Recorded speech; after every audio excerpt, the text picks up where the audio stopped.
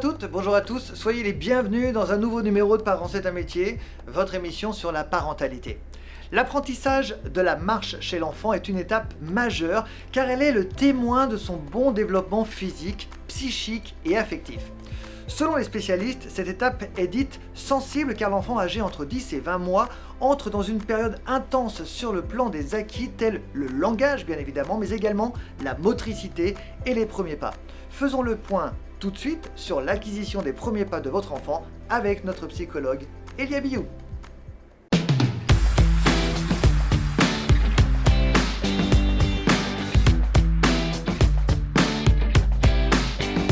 Bonjour Elia, sois le bienvenu dans Parents c'est un métier, comment ça va ? Bah écoute, ça va très bien, et toi Guillaume ? Très bien, je te remercie. On va parler effectivement des étapes de la marche avec cette première question. Qu'est-ce que la maturation cérébrale ? Alors, la maturation cérébrale, tout est un peu dit en fait, dans la définition même de ces mots. C'est simplement qu'en fait, le cerveau met du temps à être mature. Le D'accord. cerveau d'un nouveau-né, par exemple, ne va pas acquérir toutes les fonctionnalités qu'il pourrait avoir comme un cerveau adulte. C'est-à-dire que le cerveau est encore en construction. D'ailleurs, pour la petite anecdote, il est à terme à partir de 25 ans, environ vers l'âge 25 ans. Et après, c'est la Dégénérescence régression. cérébrale. Ouais. Donc ça commence assez tôt, mais à partir de 25 ans, on rentre dans une dégénérescence lente, donc non pathologique, c'est un vieillissement sain. En fait. Voilà. Et après, il peut y avoir des pathologies qui se rajoutent au fil des années. Dans cette maturation cérébrale au niveau de la marche, c'est que le cerveau met du temps déjà à construire tout le reste en fait, qui est essentiel au maintien vital de l'enfant.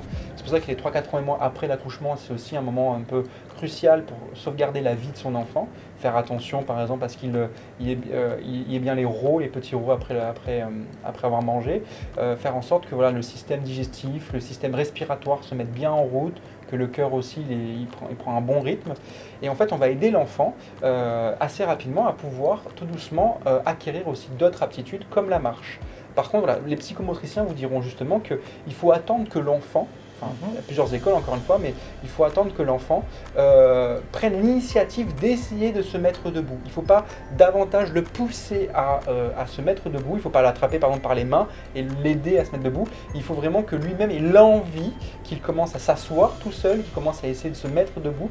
C'est là qu'il montrera que justement ses facultés, son développement en fait, cette maturation cérébrale arrive en fait à échéance et il va pouvoir commencer à essayer de se mettre lui-même sur ses deux petits pieds. Pourquoi les spécialistes disent que cette période est une période sensible ? Alors, je dirais que, à mon sens, toutes les périodes de l'humain sont sensibles, car après, je travaille vraiment sur le côté émotionnel, et donc du coup, notamment des chocs émotionnels qui peuvent arriver chez l'enfant, chez l'adulte, chez l'adolescent. Et toutes ces périodes sont sensibles. Là où c'est une période plus sensible dans les premières années de vie d'un nourrisson, c'est que ce sont des premières expériences qu'il va avoir. Et dans ces premières expériences, il peut y avoir en fait tout simplement des choses qui peuvent être plus choquantes que d'autres. Et il faut l'aider en fait à passer ces étapes-là. Alors on parle de plusieurs étapes. Donc, oui. Ok, la première étape, mais ensuite la seconde étape, avant qu'il se mette vraiment sur ses deux petits pieds, quoi. Donc je sais à partir de quel âge qu'un enfant peut se débrouiller à marcher. Ça peut être un peu moins d'1 an à après 1 an. Ça dépend vraiment des enfants et encore une fois de leur développement. C'est D'accord. comment eux ils le ressentent et à leur rythme. J'insiste vraiment là-dessus. Mais Donc un enfant qui a 11 mois, les parents n'ont pas à s'inquiéter. non, il peut développer la marche 2 mois après. C'est D'accord. quand lui il en ressent le besoin.